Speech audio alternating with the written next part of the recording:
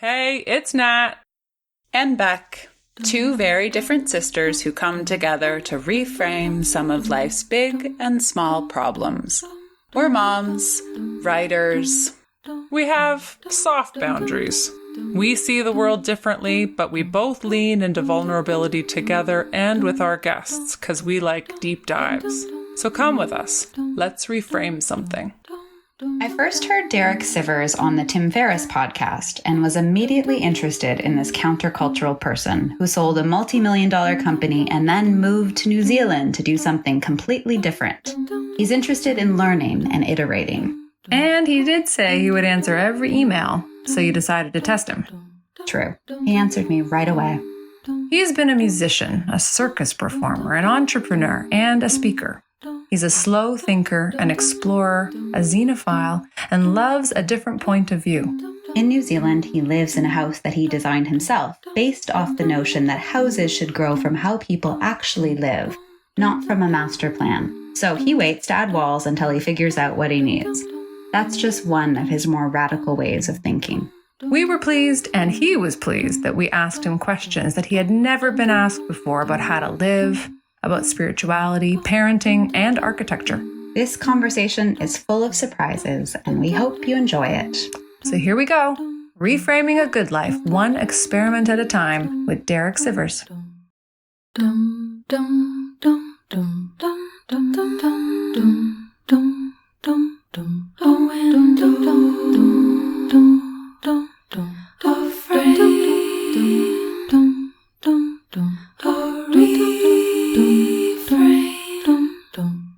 Can you say that again about it's 8 a.m? So I'm in Wellington, New Zealand, where winter has begun in May. They officially call May 1st the first day of winter here for some reason. So it is 8 a.m, so it was dark just 20 minutes ago. It's a chilly winter morning. Derek's wearing a turtleneck, which is a winter gear kind of thing, whereas Becca and I were just outside on a patio right before this. It's finally nice weather here in Toronto. And we're taking it. So, Derek, I heard you first on the Tim Ferriss podcast, and you were building a house. You were building essentially very simple house. You decided you needed something very simple, and I was very interested in it because my husband and I like to renovate, and you were talking about how something like you were still thinking, or you had to figure out where to put the toilet and all that kind of stuff. You weren't just doing anything based on the renovator or the architect says the toilet should go here. You were like, how do I use the space? What do I want? So is that house done? And have you decided where to put the toilet? It's not done. They're still building it. But even things like, where do you want the lights? And I say, I don't know. I haven't lived here yet. I have to first live here, and then I'll know where I want the lights. That I'm trying to not predict. So one of my favorite ideas from the book that I'm following, the book was called How Buildings Learn by Stuart Brand. And I so highly recommend that book to anybody, even if you have no interest in architecture. It's just one of those books. You have to get the paper book. It's like a coffee table kind of book with pictures of how buildings evolve over decades and how people who live in them adapt the building to their needs. And he says that's the problem with these buildings that win architecture awards the day they're built, the day before people move in. He said that's missing the whole point. The way that we judge a good building is how much the people who live in it love it. And often the people who have to live in these architecturally designed award-winning buildings hate living in them, because they might look amazing in photos, but they are a drag to live in. He said, whereas the most beloved buildings are the ones that you can adapt to your needs, where you can just quickly knock out a wall or put a hole here or hang something there. Those are the buildings that people love. And the book starts out with a beautiful sentence that says, all buildings are predictions, and all predictions are wrong. Tell me more about that. What does that mean to you? Well, isn't it clear that when somebody says, oh, and I want a walk-in closet here and I want lights here, they're predicting what they're going to want because they don't live in that space yet. It might be an idea they've had for 20 years, that they told themselves as a teenager, someday I will have a walk-in closet. Maybe it's an old, outdated thing that you don't actually need anymore. But you wouldn't know it till you do it. So the big idea that I'm following his advice and doing with the space is to just get a plain rectangle and start living there. And once it's begun, I'll know, okay, now I know from being here for a few days, now I know where I need the lights to be. I've been here on sunny days, I've been here on cloudy days. I think the lights need to be here. Now that I've been here for a while. So it's like super embodied, like an embodied way of being in a space. Yeah. Like letting the body dictate. That's interesting. Listening to you on the Tim Ferriss podcast and talking to my husband about you, like I've been really interested in your thinking, which is so, not to use the word, but outside the box, even though you're in a box. Like it's true about that design, but I would also say that people would go, I want a walk-in closet. And then they would say they love a walk-in closet because walk-in closets seem fancy. And why would you not want a walk-in closet? So how would you even be able to step back from that and say, maybe I don't like this? Like that takes a lot of clear self-reflection and clear thinking to be able to do that. So I think that's what I find really interesting about you. It seems like you're really able to step back and take this macro view of living, which is very unusual, I think, because we're all trapped in our 24-hour busy days. That is particularly what I find interesting about you, is how you are able to be so self-reflective, even about your house. I think you just said it, which is, I'm not busy. I think it comes down to that. I've set up my life in such a way that I'm not busy.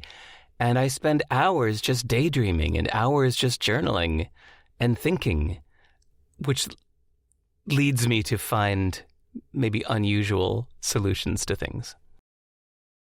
Wow. Yeah, that's great. Okay, so we should start with this reframing thing, because that's kind of something we have in common. You're into reframing. We're into reframing because we call it the Reframables podcast. I love that.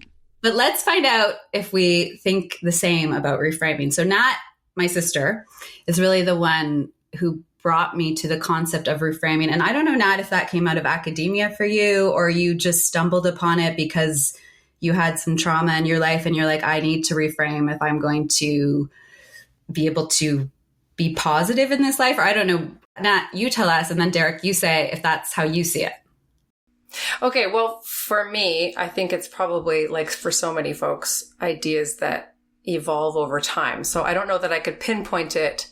Like if I were to go back to the first episode where we ever talked about what reframing came from for me, I would say probably I started gaining some language around it as I moved my way through like academic kind of maneuverings. But I would say that it was definitely trauma-based. When you get sick, when you go through divorce, when you have all these various things, and you somehow still have to live, and you want to live a life that feels full and has like, you know, nuance and not just sort of meaning per se, but like more than one meaning, then for me, I found that the idea of reframing hit home as a way to move through various challenges. So challenge was definitely connected to the notion of reframing, but I was very quick to want to push back on anyone that would be like, oh, that's, you know, just trying to put a positive spin on things.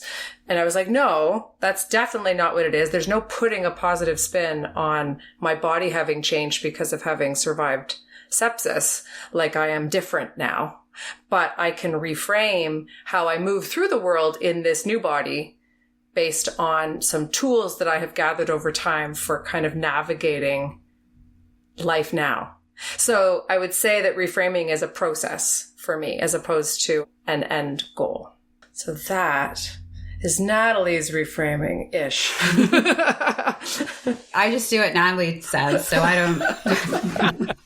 I'm older, so therefore, no. Well, a little bit. She's just smart, so I try the things she suggests. How do you see it, Derek? putting a positive spin on things is not the worst way to see it. No, it's not. You could call that finding a positive spin in things. As if you were to see a painting with a big collage of colors and say, find green in here. And even though it's mostly red and black and gray, but it's like, well, actually, in between that, see, there's kind of a green here. So I think it can be like that in life, that we're all challenged with something almost every day. There's a challenge. There's an internal challenge. If you're just mad or resentful inside, even if it's not a physical roadblock, there's emotional roadblocks. And sometimes I think the only way through those is reframing. I'm going to remove the word sometimes. I think the only way through those is reframing, that you have to find another way to think about this. Like if you're feeling, that person wronged me, that was wrong, they were bad, they were evil, they did a wrong thing, I was right and they were wrong. Urgh! And you might feel clenched up about that for years until you find a different way to think about it. Whether that's I was wrong and they were right, or they were just operating under the operating system that they were given and it wasn't their fault, or this whole thing might be a misunderstanding, or whatever it takes. Reframing in your head is the only way to get past these mental hurdles, whether it's being upset or even feeling like you're in a dead end career-wise, or that there's a glass ceiling of your success and what you want. Often these things are just in your head, and there's a different way of thinking about it that will change you from thinking you are trapped to thinking that there is a trap door in here somewhere that I can escape from. And for you, was it one incident that helped you foster this thinking, or you have just spent this time of self-reflection, the fact that you make space for thinking, like sort of what you were talking about, sort of you've just nurtured this? When I was a teenager, I heard the question, what's great about this? The idea was anytime something goes wrong in your life, even you drop a plate of food on the floor, you ask yourself, what's great about this? And your first impulse is to say, nothing. This is just bad. There's nothing great about this. And you ask again, no, there's something. There's something great about this. What's great about this? And you find it. That was the first introduction to this idea. I started putting that into practice. And then I heard this idea, whatever scares you, go do it. And I thought that in itself was a reframing in one idea. That it wasn't even telling you to reframe. It was just in itself saying, if it scares you, you should do it. Or 30 years later in Mark Manson's book called The Subtle Art of Not Giving a Fuck, he said, whatever is the most painful thing to do, that's what you should be doing. And that's so counterintuitive. But when you hear the explanation why, or if you just think of your own explanation why, it's so beautiful to realize that sometimes you can use what seems like the obvious thing to do. You can flip it. So that in itself is a reframing. I guess I've been exploring with these ideas since I was a teenager. And I appreciate that you're exploring. Like I just would say, like, I think that's pretty cool that it can continue to grow as a way of being. We started talking about your experience of architecture as like a more embodied experience. And I think that that's pretty cool. If your experience of reframing can also be that, something that is iterative and ongoing and lived. That's very cool. Sort of exploring your different works. It seems like, would you say you're a fairly extreme person in the sense that you, you know, as you've explored ways to live, you know, you've tried, I'm going to have this company and make a lot of money. And then I'm going to now try living really simply.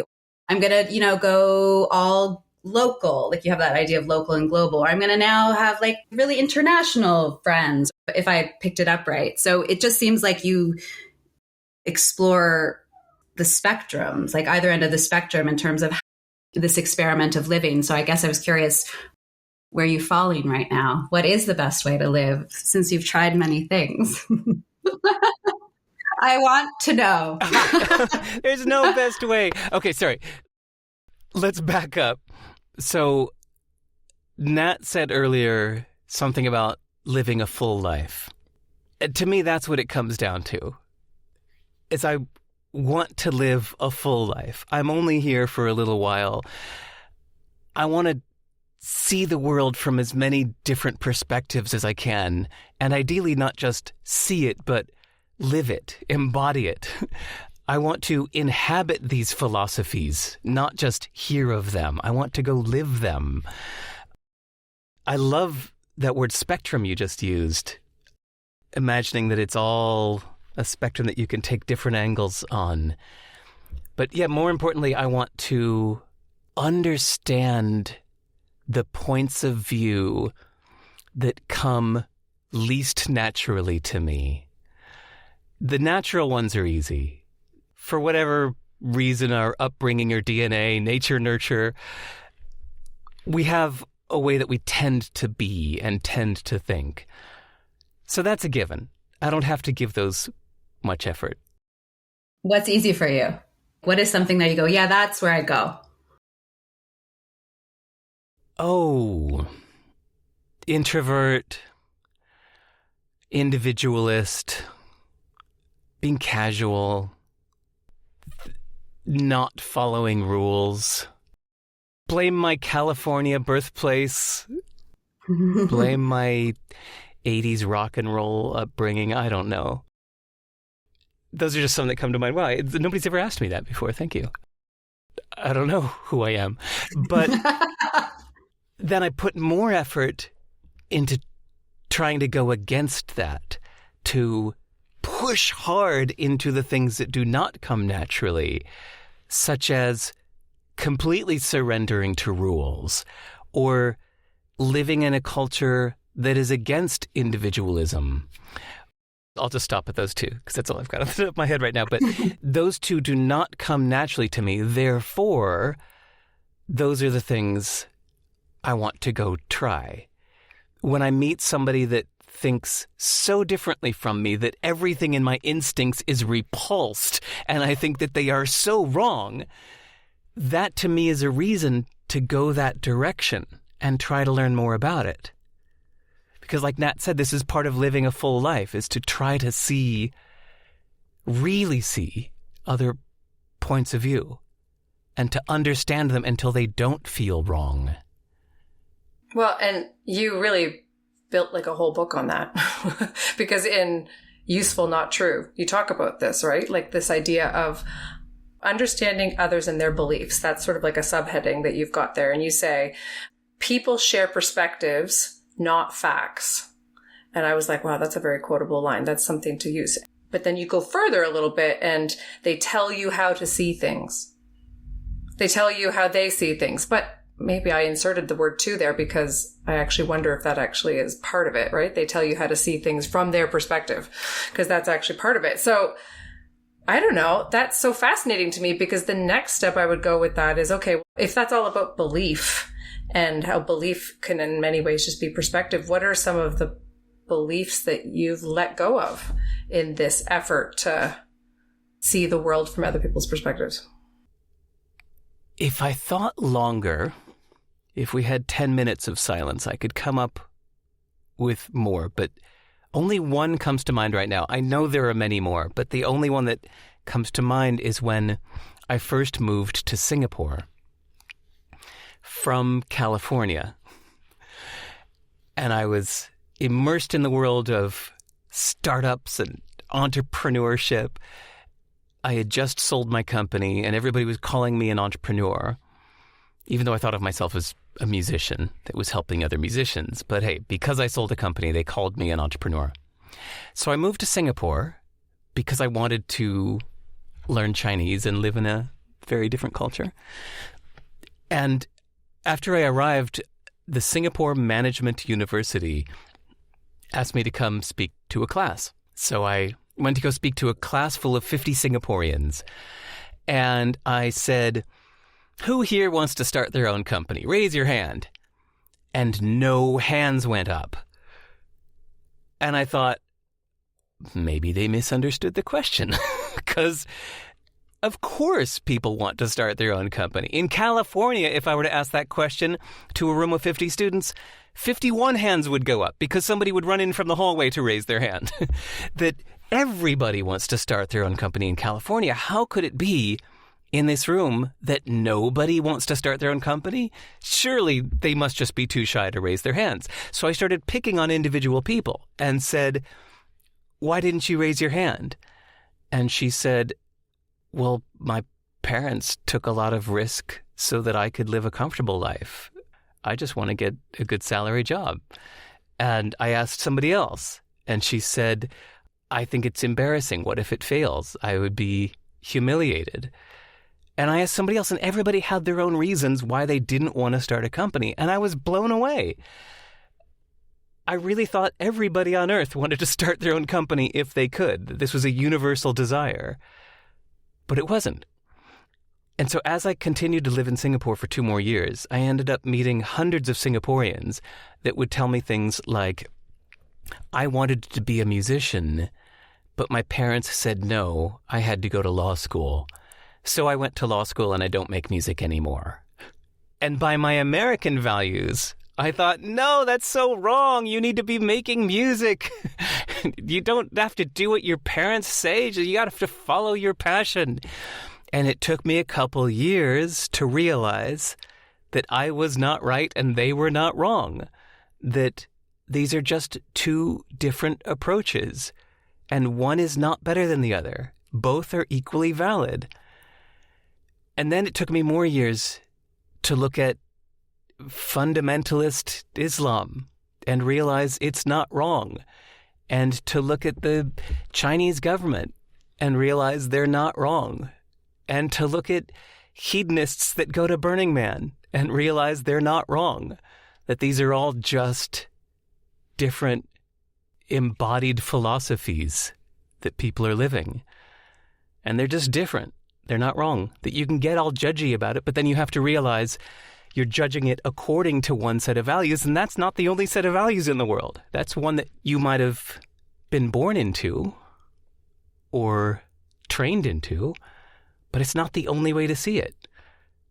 And it ends up being an incredibly empathetic, loving, accepting way of seeing the world, to realize that these different philosophies are not wrong.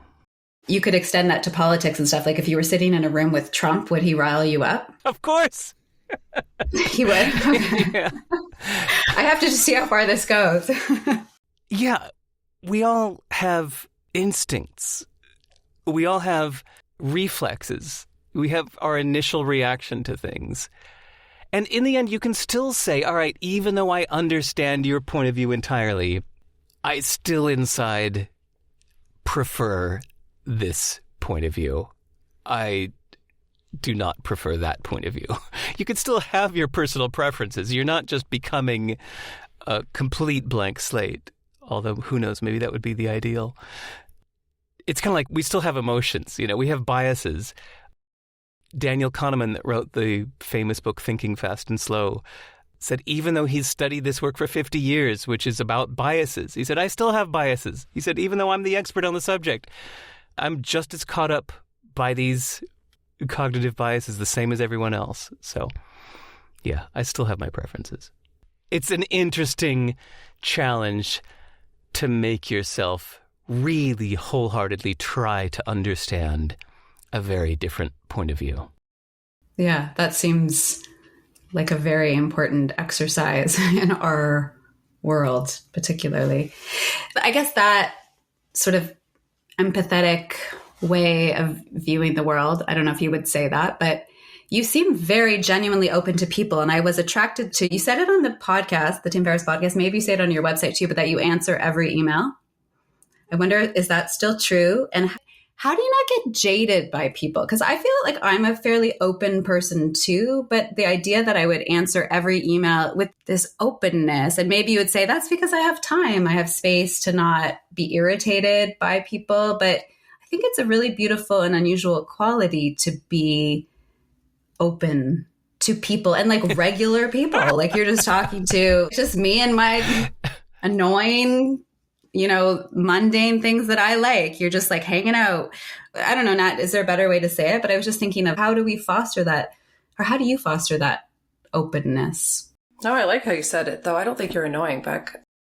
Most of my current best friends are people that reached out to me by email in the first place, just as a stranger. Hi, my name's Jeff in Perth, Australia. I read this thing you wrote. I really like it. This is me. And then we start talking and become great friends. We end up meeting up in person when I'm visiting their hometown or they're visiting mine. And really, if I were to look at my 6 or 7 best friends in my life, I think 5 of them came through my email inbox. And some of the great loves of my life, some of the great relationships in my life have come through my email inbox. So, of course, I am very open-hearted to my email inbox. So, okay, that's just one aspect. But people ask challenging questions.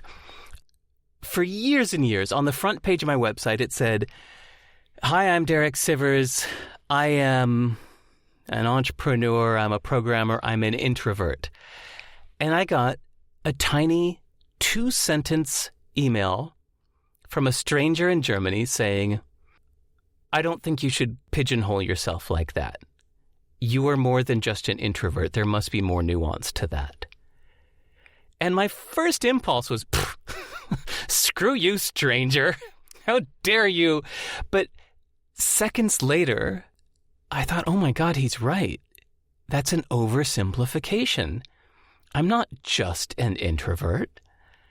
Sometimes I'm an introvert, sometimes I'm not. There's more nuance than that. Why was I limiting myself in that way to say I'm just this? It's like choosing to climb into a box and lock it. So thanks to this 2-sentence email from a stranger in Germany I never heard from again, I opened my mind and reconsidered that aspect. And yeah, people push back on things I write. Sometimes strangers just offer their services. Sometimes it's like, "Hi, my name's such. I'm a guitar builder in Slovenia. I love what you're doing." And I think, oh my God, I know a guitar builder in Slovenia. How cool is that? I received enough emails from people in Bangalore, India, that I got on a plane and went to Bangalore, and I met one-on-one with 50 people in Bangalore. And it was amazing. I just got back from 2.5 weeks in China where I did the same. I went to Shenzhen, China, and Chengdu, China, and Hong Kong while I was there. And I met with a bunch of strangers that had emailed me over the years. And we sat down for 2 hours each, just one-on-one over tea. And I deeply got to know a bunch of people that are born and raised in China. And it's so wonderful. So I'd almost say this is what I'm doing at this stage in my life, is I'm writing on my blog and appearing in podcasts and inviting people to email me so that then I can go travel and meet them. It's amazing. What a life. Okay, so invitation to email Derek. Yes, please do.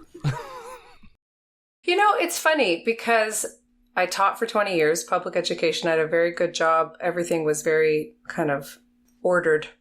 And then instinctively, I knew I needed to make a shift. So I hit sort of that 20-year mark. And I'd always been participating with Rebecca in her art world, but sort of as this slightly older sister, I can help you. You know what I mean? That kind of vibe. And finally she said, Nat, just come work with me. Like, stop talking, about ideas and come live these ideas out in this company with me.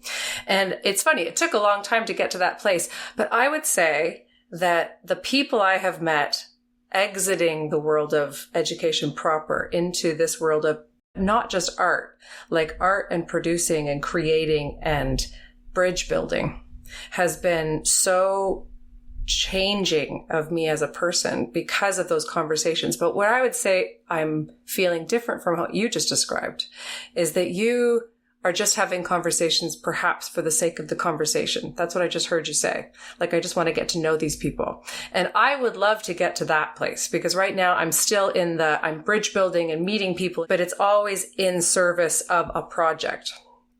Like, that's still where I'm at this stage of Natalie. Down the road, it will be cool to get to what you're describing, because I think there's something really beautifully genuine and pure, to go back to Rebecca's initial comment about what you've done with your life, like to really just be in relationship with people in service of simply the relationship. That's a very different way of being, as opposed to it being this reciprocal kind of, I'll scratch your back, you scratch mine kind of thing.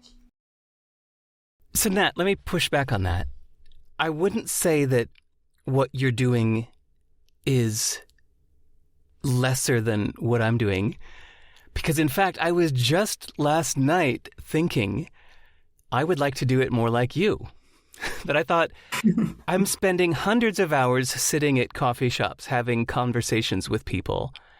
Maybe I should be collaborating with these people. Maybe we should be making something. I think that my value system that says that creating something is very high in my list of important values. I think it's really important to keep creating, not just consuming. I want to create. So I realize I think I'm getting a little out of balance, where I'm having wonderful conversations but not creating enough out of them. Wouldn't it be interesting if, when I meet up with these people for conversation, I meet up and say, "Hi, nice to meet you. While we're talking, let's collaborate on writing something together. Let's come out of this little 90-minute conversation over coffee and come up with something we're going to write out of this." So I was just last night wanting to do more of what you're saying about meeting people in order to work on a project. So it's not better or worse. Okay, I'll take that. And I appreciate that, because that fits with your, very specific philosophy of openness. So I think I just have to keep wrestling all the time with it, not the creation getting to be beautiful and not just a product. So it's finding that, right? So I'm into that. Okay, Becca, look, I offered something to Derek Sivers.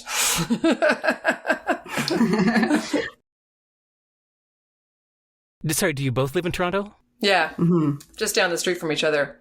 Cool. Yeah. In Los Angeles, I lived there for 6 years, and I met somebody who said, "I love LA culture because people are honest about the fact that they're meeting you for their career."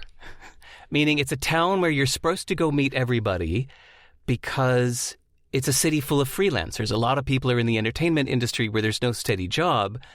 It's all project work. And so you have to go know lots of people in order to keep your career healthy. You have to know as many people as possible and keep in touch with them. It's an imperative in Los Angeles. And somebody said, I like that this city is honest about that. I feel in other places it's not done overtly. It's done secretly. You're not supposed to say that that's what you're doing. But here people are very open about it, and I like that. And I liked it too because it was creative. It was almost like we all moved to Los Angeles to make something. We want to make movies, make music, make art, make businesses. And so, yes, I want to go meet lots of people in the service of making something together. How beautiful.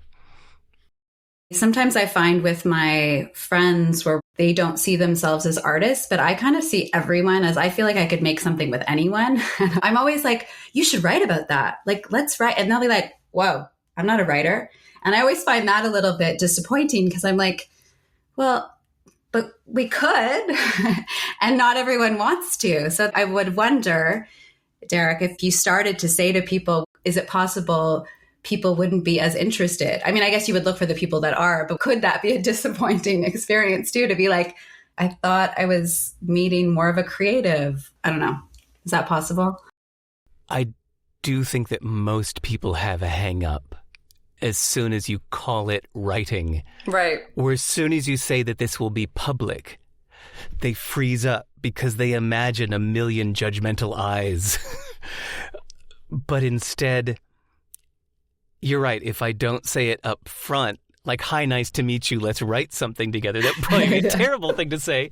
And instead, just in my mind as we're talking, maybe I'm scratching some notes. And near the end of the conversation, I'll say, hey, you brought up something really interesting today. I want to write something up about this and give you credit for that. So they don't ever have to think of themselves as needing to stiffen up to write. But I could write something and co-credit it with their permission to say, this was your idea, I'm going to write it up. I call that a collaboration. What do you think? Yeah, that's a good idea, actually, to say it that way.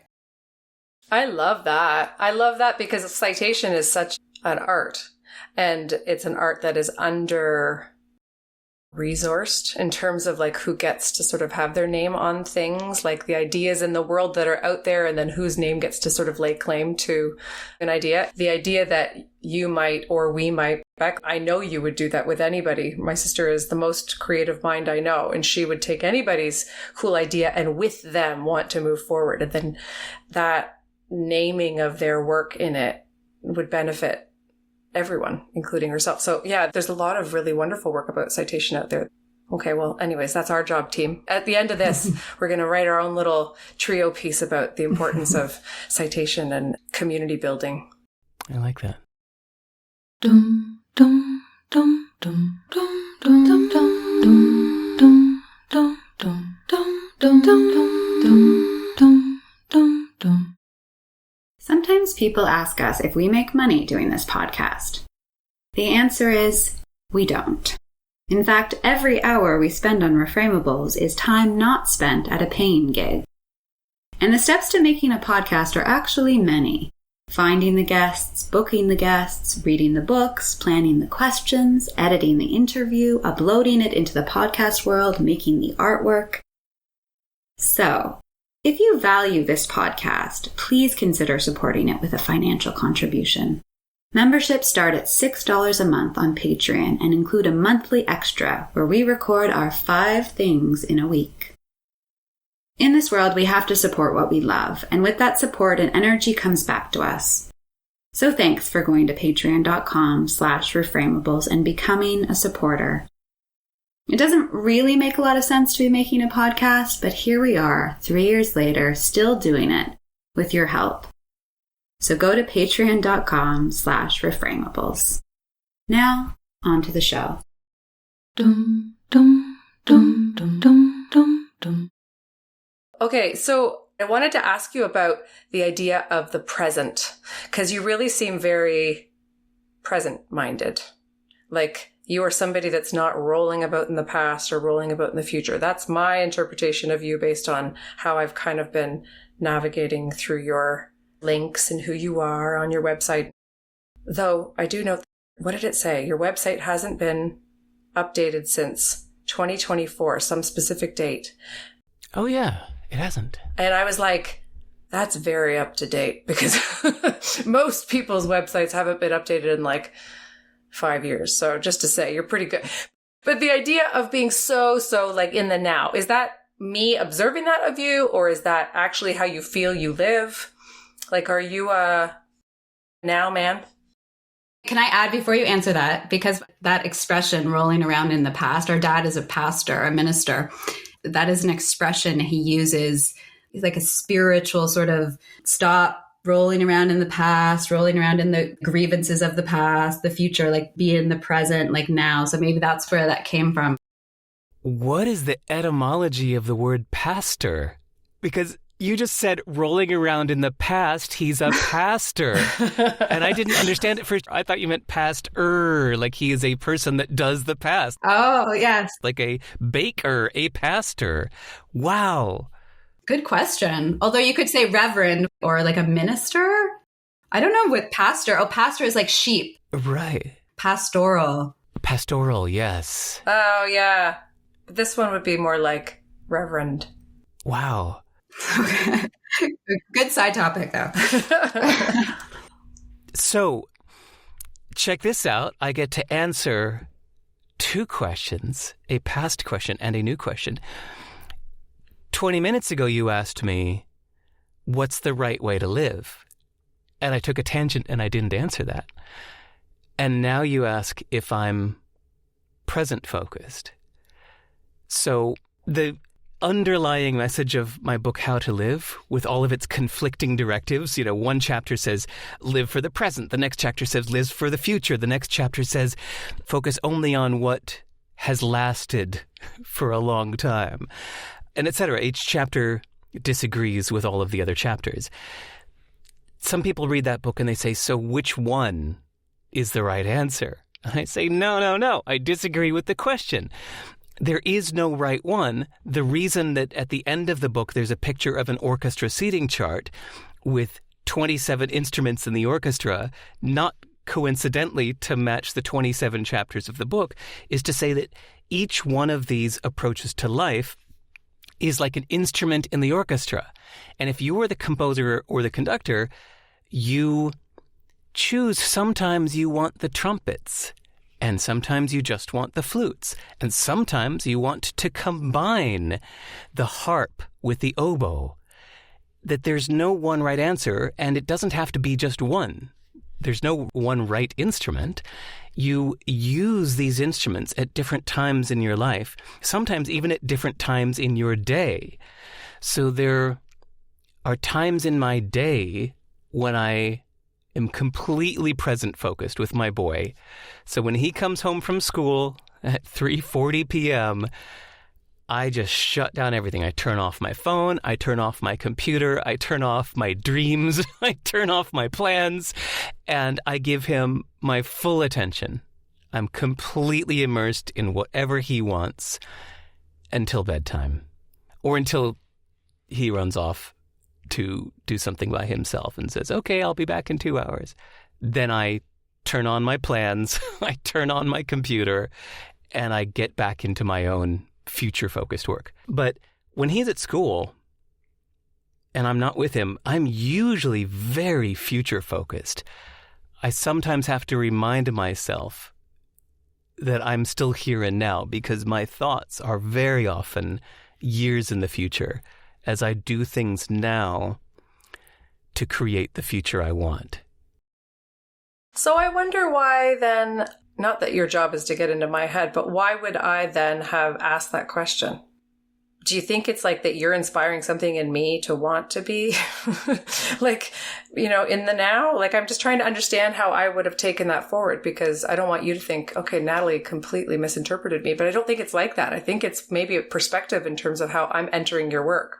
Maybe. Or also you've seen me more on podcasts and you've heard me talk about my going and meeting people. But podcasts are another thing where right now I'm completely present with you guys. And when you asked me a question about like, who are you? In the past, I had to go like, wait, what? Huh? I have to like think about my past now. Who am I outside of this moment? Shit, I forget. So you saw that was actually a really hard transition for me when you asked me a question about who I am, and I had to suddenly call up my past. I think when I'm in conversation with somebody, yes, I'm fully present. Yeah. The writing feels very reflective. Like it seems really in tune. I think you can be in tune if you're future focused, right? You can be. Yeah. Yeah. I'm about rules. Is that possible? No, I really like that. Yeah. That's interesting. Yeah. But you're not judging yourself for being future focused in moments. You're saying sometimes I need to be and sometimes I want to be. Actually, some of my greatest satisfaction has come as a result of being future focused. Ever since I was a teenager, and I practiced my instrument for hours and hours and hours, every single day, diligently declining requests to hang out, declining requests to sit and watch a movie. I said, no. And I kept my fingers on the fretboard, practicing my scales, my arpeggios, my technique, my picking. And then years later, people said, wow, you're a great guitarist. That's amazing. How do you do it? And it was the result of the years of being future-focused. So same thing with the fact that I'm a New Zealand citizen right now. I love my New Zealand passport so much. I love this country. I love that I have the legal right to live here, and that so does my kid, and so will his kids in the future. That's amazing to me. And that was the result of first 9 months of paperwork and then 6 years of being here 220 days per year for 6 years in a row. Whether I felt like it or not, I made sure that I was here for that minimum number of days because I was on a 6-year plan to get citizenship. I really wanted that passport. I wanted that for my kids, for his kids. That was really important to me, and that was a 6-year plan where I had to not just be in the moment, but be in service of that future plan. And there are other things I've done in my life like that. Say, somebody who learns a language, unless you just happen to be plopped into a foreign country and just happen to pick up the language accidentally, most people who are fluent in another language are fluent because they did the work for months and months or years and years to get fluent. And fluency in 2 languages is the great reward of years of future-focused thinking. So I love the future-focused things I've done in my life. Except the best practicing, right? Instrument practicing, your vision focus, but you're also in the moment of being with that instrument. So very in the moment. Yeah, and I guess you're right. It should be the same too if you're learning a language. In the moment, you have to be fully present to get this word or phrase or pronunciation into your head. I've read this in different ways in your writing, that our first instinct is not always right, or probably isn't, and that we need to look past this first response, which seems to go against the idea of my instinct. I'm just listening to my instinct. So can you talk about that? This has been one of the biggest life lessons I've learned in the last few years, is that we should not honor our instincts because they are either a knee-jerk reaction, like the doctor hitting your knee with a hammer, and it just reflexes like that, or it's something you told yourself long ago that you're still holding on to as your preset answer, that you can just say or do without thinking, without considering. So this first came up years ago when somebody asked me, when I say successful, who comes to mind first? And I said, I'm not going to answer that question because it's not interesting. Because first means you're just going to hear my reflective answer. You're going to hear my non-thinking answer. You're going to hear my stupid answer. It's just going to be the reflective one. It's going to be some information I held on to long ago. I told myself, who do I think of when I think of successful? Well, now you're asking me again years later. I'm going to echo the answer that I stored years ago without thinking. Kind of like if you were to say, name a famous painting, the Mona Lisa. Name a beautiful city, Paris. It's not interesting because it's the default reflective answer. It would be so much more interesting to think deeper about a city that you might actually find more beautiful, even if it's not commonly thought of as beautiful. Okay. But emotionally as well, you have your instinctive reaction when something happens. Somebody says, hey, green doesn't look good on you. And you think, hey, screw you. That's so rude. How mean. How terrible. Why are you being so mean? But then you can stop and consider it and get past your first reaction to think of another way to think about this. So this applies to jealousy. This applies to the news. This applies to so many aspects of life where our instinctive reaction should not be revered, but should be seen as an obstacle to get past, because the more interesting stuff lies on the other side. Even if you get past that first instinctive reaction and you explore it further and find out that you still in fact agree with your first response, well, then now you can come back to it with more confidence. It's coming from a more solid, thoughtful place instead of just impulse. So, yes, I think we should devalue our first reactions. I try to teach my students that in scene writing. Don't go with your first idea. Nice. Keep searching. Like, the first idea is not the most interesting idea. Yes. Search deeper. Let's brainstorm 20. And I get a bit annoying about this, I think, with Nat when I'm writing. I'm like, the first idea that comes to us, no. We got to see what else is there. And I like what you're saying. We could come back to that one, but let's at least come up with 40. And then we'll see. Yes. I love that. You could expand that beyond the screenplay, beyond the canvas, and take it into life itself. And I love that idea of brainstorming, but not stopping at the first, not stopping at the second or third, but pushing yourself into the 4th, 5th, 6th, 7th, 8th, 9th, 10th idea, where you might even start to get ridiculous. But isn't that fun? And you might find a brilliant idea as your 15th idea that really did not come naturally, but oh my God, it's beautiful.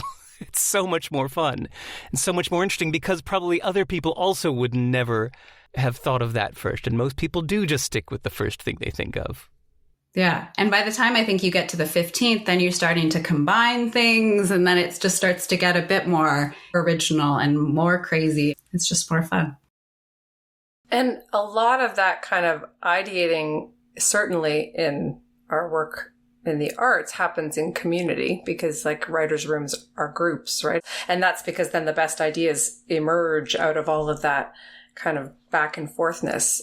You have written about how some of your best ideating, like your productive times, maybe I'm imposing ideating onto production, but some of your most productive times have come from time alone. Is that something that you see as like kind of butting heads with that idea of community building, which is very much what you're doing right now? You're talking about, spending time with people in conversation in different countries just to like be and learn and do in that way. But would you say that that aloneness piece is still really key to how you put work out into the world? Or would you say that it's a bit more of a combo? Nice challenge. Thanks for that. I honestly hadn't noticed that contradiction. That you're right. I thought that disconnection and solitude is key, but yet I'm pursuing connection. I don't know. I'm not sure it has to be a contradiction just to say I think that things can work in balance, but I am curious. Right. I love solitude for reflection. And reflection is so important to me. I think that, in fact, learning anything is not the moment you take in the information or hear the information.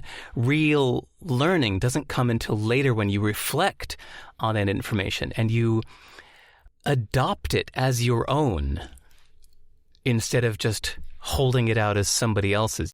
You bring it into yourself and you weave it into your own fabric and make it really a part of you. That happens in reflection, that I think happens best in solitude for me. Although I understand some people are such social extroverts that everything I'm saying happens in conversation, that their whole identity is built up in conversation with their friends as they echo back and forth, like echolocation, like a bat puts out its subsonic sounds to get the reflection back to know where it is.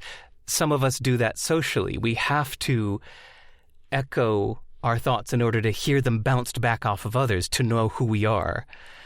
But maybe the reason I emphasize disconnection in my writing is because I feel like it's the underrepresented perspective in our current world, that most people are overconnected and are not giving any time for disconnection. And I feel like I have to be the one to champion disconnection just to add a little balance for its benefits.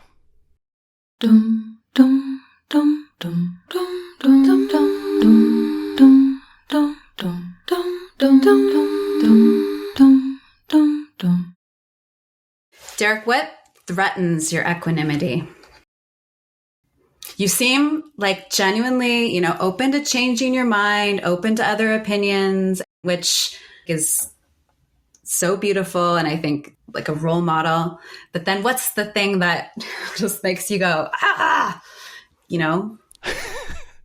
Give us just that little insight into yourself, where you're really challenged. I was going to ask you what the word equanimity means because I don't know that word, but then I think you just defined it. You know what's so funny? This is another one of our reverend pastor word. He uses that word a lot, doesn't he, Nat, our dad? Oh, yeah, totally. Equanimity. I don't know if it's a Buddhist word. I think that's where Dad's taking it from. But it's like calm. That's how I've associated it. Like what challenges your calm? You're at peaceness in the world, right? Like how you can kind of just move through without getting your feathers ruffled. I don't like the outrage culture of headline news. I don't like when I accidentally come across headline news or social media headlines that are designed to outrage. That's their whole point, is to make you upset, to hijack your attention. I wish I would never see any of it, but sometimes you accidentally come across some. That upsets me. Then there's the usual extremely bad drivers that are going out of their way. Like, this is just 2 days ago. 7 a.m. on a Sunday morning, my boy and I had just gone camping out in the middle of nowhere in nature by a creek in a state park where it was only us and one other person, like a half mile away. And there we were with the babbling brook and the silence and so many beautiful birds. Oh my God. New Zealand has a few different birds, 3 birds, the bellbird, the tui, and the warbling magpie. All 3 of these birds have 2 voice boxes. They make the most complex bird sounds. It's like beyond a song. It's like ripping a portal into another dimension. I can't even try to imitate it with my meager single voice box. It's so beautiful. 6 a.m, we woke up surrounded by the babbling creek and these beautiful birds. And we packed up the tent and we rolled up the sleeping bags and we went to the nearby little village where the grocery store opened at 7 a.m. And there in the car park of this grocery store was a guy in his Trans Am at 7 a.m. with sunglasses on and a cigarette out of his mouth going. And it was just in this quiet little village where everybody was asleep and he was sitting there intentionally revving his engine to make noise. It shook me for maybe half an hour. Just why? Why did he do that? I wish in a way that I could talk to him. I wish I could talk to him in a way that he would actually tell me if there was some kind of situation where I would try to understand his mindset in the same way that I want to understand the mindset of somebody in the Chinese government or a fundamentalist Islam or something like that. I want to understand the mindset of this guy at 7 a.m. deliberately revving his engine. Why? It seems so deliberately ugly. Where does that come from? So yeah, that's something that shook me this week. I could really see that. I empathize, just to say I have a neighbor who's actually just a really wonderful human, but for whatever reason rolls in at 5, 6 in the morning sometimes with the volume up really, really high. So the whole street wakes up to this. And I think he's just announcing his presence to his partner. I really think that's what's happening, but it could be to all of us. I really don't know. He's announcing is what he's doing, but it's so loud and it's so early and I do want to go out, but he's a neighbor. So I can't be mad at my neighbor because it's still a neighbor that at some point is potentially going to benefit the community, right? I mean, we're all trying to live together. So it's a funny one because I have a reason in my head for him. So I give him that excuse. But when it's a stranger, it's even harder. Like in that moment, you can't get their perspective quite there because all he gave you was the revving engine. I really like how you go to why. Why would he do that? Because that's what I do. And my husband gets so mad at me or irritated when I want to understand. I just want to know why. Like, what was that person thinking? And he just gets so, we're never going to know. But how do you answer that? Because people will say that's not a useful question. Why? Haven't you all heard that? Or is that only me that got said to? That's not a useful question, asking why. One of my best friends is all about the why. It's almost all we talk about. I think a comparison is Seinfeld and Larry David both based their comedy on questioning social norms, saying, why is it that we do that? Why do people do this? What's up with that? Where does that come from?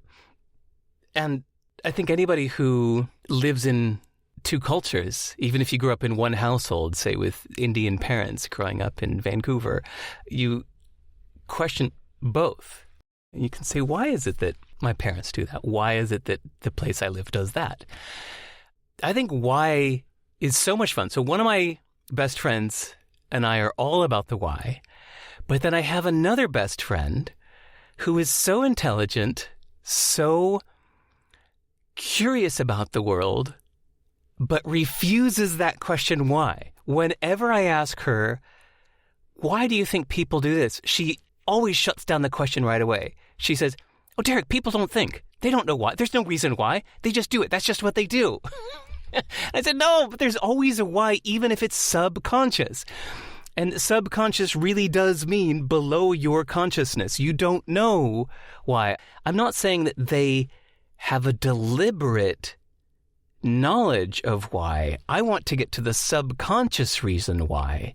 What is it in their cultural values that leads them to do this thing? Or what is it in their upbringing or their situation that would create that behavior, that would incentivize it?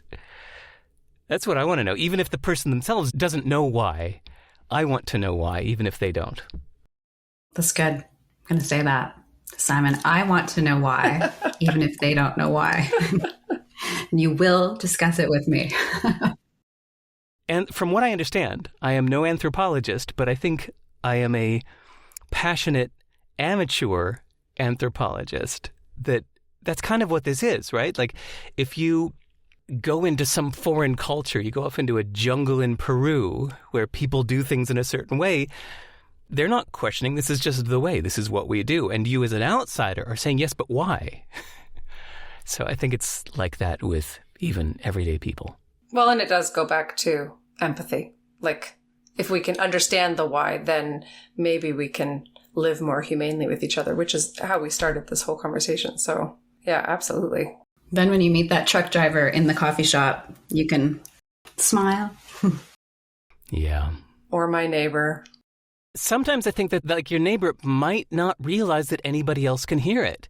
Like he thinks that this is just him, that he's just enjoying this song, especially because out on the highway, he is the only one that can hear it. And maybe when he pulls into the road, he forgets that now everyone around can hear. I wondered that about loud talkers on the bus. Those ones who are having loud conversations, the entire bus is looking over their shoulder like, what the hell? We're all listening to every word you're saying. This whole bus is on your conversation now. And I wondered, do they know it? Do they know that they're speaking to the whole bus? Or do they really not realize their voice is projecting that much? Or is there some part of them that really wants for everybody to hear it because they're so lonely that this is like their ability to connect with community? See, I have friends. Okay, so all of this that we've been sort of talking about today, is there anything that you would apply just naturally, or has somebody ever asked you to apply this to parenting? Like a hot kind of parenting tip based on everything you've gleaned in all of your self-reflexive work. Reframing and parenting are almost synonymous. Your 1-year-old falls down and goes splat on the ground. Their first instinct is to cry, but they look to you to know how to react. Your response in that moment when they've plopped down onto the ground is going to tell them how to think about what just happened.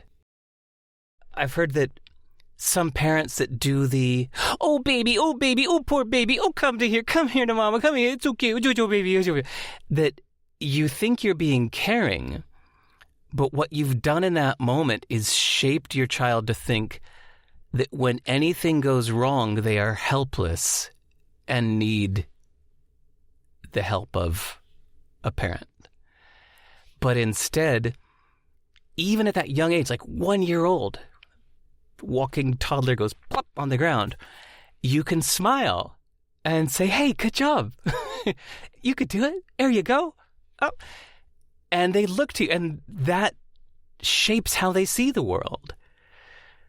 An example I remember vividly because it was so dramatic is with my 2 or 3 year old, we were playing on the playground, and another kid fell off and started crying. And the parent wasn't around. The parent was off chatting or smoking or who knows what.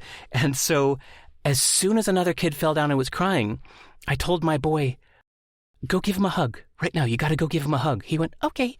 And he waddled over and went, and he said, it's okay. It's okay. And he gave the boy a hug. And then it happened again, say 6 months later. The kid in a chair in a restaurant leaned back too far and he fell off his chair. And I instantly said, oh, go give him a hug. And he instantly got up and went up to this other kid and gave him a hug and said, it's okay. So those are the only 2 times I ever did it. Then a year or 2 later, we were somewhere where some kid fell off a table. And instantly, his instinctive reaction, he leapt up and ran over and gave him a hug. And I was just like, wow, I shaped that behavior. That's really cool. And so, yeah, I think parenting and reframing, it's almost synonymous. It's almost our job as parents to help shape our kids' worldview through trying to create a great frame for them to see the world through. I like that, to create a great frame for them. Yeah, because we can't change the world necessarily at every step. I mean, certainly we can guide our kids to think that they can participate in being the change, right? What is that? Be the change you want to see in the world. But the reframing of living in it in terms of how we interact with those that we engage with, whether it's that moment on the playground or in the restaurant or in a classroom or, in our families, all those moments mean so much if we can see it through a different lens. I love it. You're so easy to talk to, man. Yeah, we could do this for 3 hours. This is okay, so I don't think it's therapy, but it's something. I love this. I love this so much. It's so fun to talk ideas. It's when we're doing a podcast, it's almost our job to think of interesting ideas for the audience, which then challenges us to be interesting. And then I give myself a personal challenge to not repeat myself. So even if you were to ask me the most common question I get, my challenge to myself is to give a different answer than I've ever given before, so that if somebody wanted to listen to all of my podcast appearances, ideally, they would never hear me repeat myself. That's my challenge. Oh, I like that. That's good. That's really good. Wrapping up here, but I wanted to go back to that present tense thing because I had actually written that question. But what I was thinking was that how I see you, the idea of this reflection is that you're what do I like now? What's the title I want now for myself? Am I an entrepreneur? You kind of go into that, right? So I was interested in that sort of fluidity. That's what I was seeing you as, sort of present tense living, which I now see contradicts this idea of future oriented. But anyway, that's where I was going. And then I was also curious, does that mean you can sort of let go of grievances? Somehow there was this leap for me that you must not hold grudges. Not hold grudges. There was a leap for me that I was that makes sense. He doesn't hold grudges. And so then maybe I was starting to think Buddha. I don't know. Okay. You can answer any of that or not. Let me try to give a complex answer succinctly. Imagine a wise person said to you, you are the culmination of everything you've done in the past. That is who you are. That's that cliche in, Moana. Never forget who you are. And the implication is your past is who you are. And imagine a different wise person says, the past is gone. The only thing is right now. Nothing you did till 1 second ago matters at all. There's only this moment. You are nothing but right now. And both of those people are not wrong. They're also not speaking in absolute truths because there's another way of seeing it, so it's not an absolute fact. So the only way you can judge this then is to say, if this is true, then what actions would that create in me? And if that is true, then what actions would that create in me?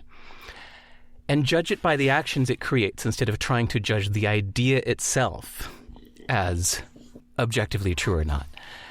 The point is, how can I use this? Does this work for me or not? So this idea that you are the culmination of your entire past and it is all you, that makes me feel a little stuck. It keeps me more past-focused than I want to be. For somebody else, they might want to be more past-focused. For me, I don't. What I want out of life is to be ever-changing. So like as Nat said at the beginning, like to live a full life. I want to feel like every part of this sphere that we live on is home. And every perspective that I can possibly take on this complex object that has many ways of looking at it. I've looked at it from so many different ways. Wow, what a full life I've lived. So for that goal, it benefits me more to let go of my past, to not let my past define me. Yeah. That's a good answer. I'm not saying it's right or wrong, clearly. I just want to emphasize that this is just what works for me for the path that I'm pursuing. It's like I live in New Zealand, which has a lot of Maori culture, the native indigenous culture, the people that were here first, is a very past-focused culture. If you see somebody with the tattoos on her lower lip, that's a tattoo showing her family lineage. This is who I am. This is where I come from. To me, that's the opposite of what I want. I do not want my past tattooed on me. That's the reason I have no tattoos. It's philosophical. I want no ink from the past to be embedded in my skin. I want to always be a blank slate for my future. That's why I refuse to get tattoos. It goes against my pursuit and what I'm searching for. Thank you for this. Thank you for just talking ideas with us. It's so refreshing to just kind of sit. I mean, we had a vision. Obviously, we asked you on because we wanted to talk about reframing at some level, but it's so nice to not have it feel so niched down, which is what can happen in this world. Yeah. I'm like, if I have to talk about another fucking, it's like, this is so much more fun. And such new, cool things can emerge from big conversations, right? I agree. You asked me some questions today that I'm going to race back to my notebook right now and try to write down some of the things you asked me because I think it's so interesting and you sparked so many ideas. So thank you. Oh, awesome. And if you're ever in Toronto, we're here for you. Absolutely. We'll talk more ideas. If you're ever in New Zealand. Okay, amazing.